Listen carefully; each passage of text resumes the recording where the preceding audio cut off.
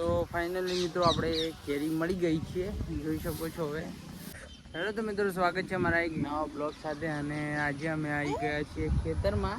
શિવરામને બધા જોઈ શકો સવારમાં, કેમ કે ઓબાના ઝાડ નીચે કેરી વાયરો હતો અને કાલે વરસાદ હતો. હમણાંથી બ્લોગિંગ બંધ છે, કેમ કે એક તમે ઇન્સ્ટાગ્રામ પેજ જોયું હશે અને યુટ્યુબમાં પણ શોર્ટ વિડીયો નાખ્યો છે કે મંચુરિયનની આપણે ડીસામાં ઓપનિંગ કરી છે, એટલે કે માસીના છોકરાએ કરી છે. પણ આપણે ત્યાં રાતના બેસવા જઈએ છીએ અને મંચુરિયન પણ શીખવાનું છે, અને એટલા માટે જઈએ છીએ. અને દિવસે નોકરી પર જવું પડે હમણાંથી, એટલે બ્લોગિંગ નથી બનતા. અને અમદાવાદ ગયા તો બ્લોગ પડ્યા છે, પણ એડિટ કરવામાં જેમ ટાઈમ મળે એમ એડિટ કરીને અપલોડ કરીએ છીએ. જો તમે ના જોતા હોય તો આપણા ચેનલ અને ઇન્સ્ટાગ્રામ પેજ ચેકઆઉટ કરી અને જોઈ શકો છો. તો અત્યારે સરસ મજાનો વ્યૂ છે ખેતરમાં, તમે જોઈ શકો છો.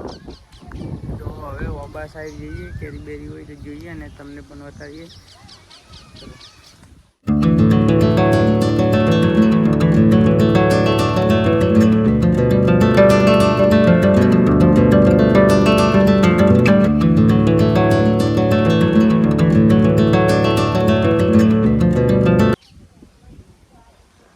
તો ફાઇનલી મિત્રો આપણે કેરી મળી ગઈ છે, જોઈ શકો છો. હવે તો હવે જઈએ ખેતરની સાઈડ. કેરી 2-3 પડી હતી, પણ આ ભાગમાં એક આવી મસ્ત પાકી તો છે કેરી એમ તો. હવે જઈએ પેલી સાઈડ. તો હવે જઈએ આ સાઈડ, અને ચંપલ ત્યાં કાઢી નાખે, કેમ કે ભાઈ મોજડી છે તો તૂટી જાય ને એટલે ફેવિકોલ આવે એ ઉખડી જાય માટે. હવે હા, જોઈ શકો છો આપણે ખેતરનો વ્યૂ એક નંબર. સવારમાં સનસેટ પણ છે. તો ભાઈ સરસ મજાનું સનસેટ છે, અને જોઈ શકો છો ઘાસ વાયેલું છે, રસ્કા બાજરી વાયેલી છે ઢોરાવા માટે, અને વ્યૂ એક નંબર છે.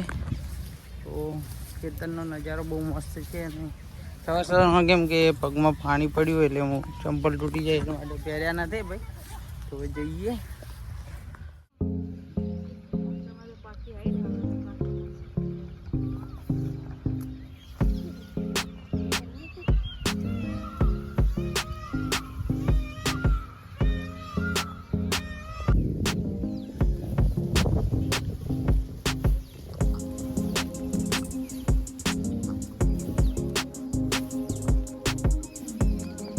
ફાઇનલી ખેતરમાં ઓટો મારી દીધો ને પછી આપણે કેરી ખાવાની છે. તો કેરી ખાઈએ અને બેકગ્રાઉન્ડ વ્યૂ જોઈ શકો છો. જે ઉપરનો જે નજારો વાદળનો આવે છે આઈફોનમાં, ખરેખર એક નંબર વ્યૂ આવે છે.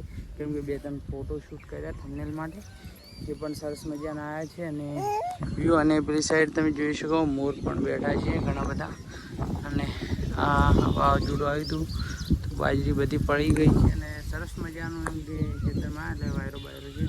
બાકી 45 ડિગ્રી બપોરે થાય છે ને, તો વાતે જવા દો, કેમ કે કામ કરવાનું પણ મન નથી થતું અને ખેતરનું ઘણું કામ છે. તો આવામાં પણ આપણે ખેતરના, જો તમે કહેશો તો આપણે લાઈફસ્ટાઈલ બ્લોગિંગ એટલે ફેમિલી બ્લોગિંગ ચાલુ કરીશું. કે તમારા બધાનો સપોર્ટ જોઈએ છે, તો સપોર્ટ કરો યાર.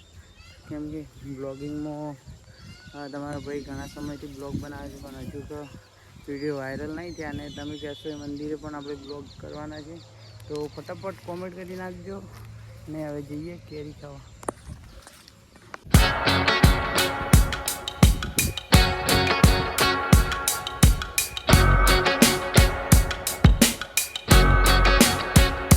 તો ફાઇનલી આપણે કેરી ખાવા માટે આવી જાય શિવરામભાઈ રમી.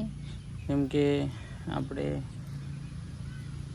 લગભગ આ ઘઉં વખતે ઘઉં વાળતા હતા, એટલે શિવરામને અહીંયા ગોળિયું વધ્યું હતું. અને એ અત્યારે છે હાલ શિવરામ રમે છે, કેમ વરસાદ આવ્યો એટલે ઢીલું પડી ગયું છે.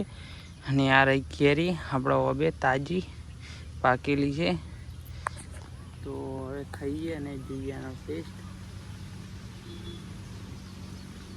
તો દેખી શકો છો તમે, સરસ મજાની પાકી ગઈ છે.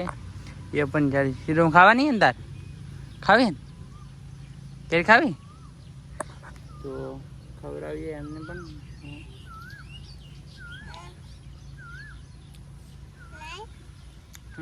કેરી ખાવી તો સરસ મજાની કેરી પાકી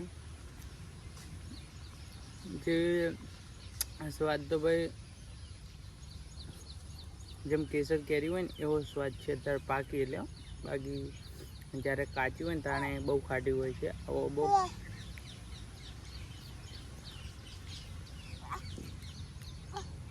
અને શિવરામ તો કોળિયામ રમવા મળે તો મળીએ હવે પછી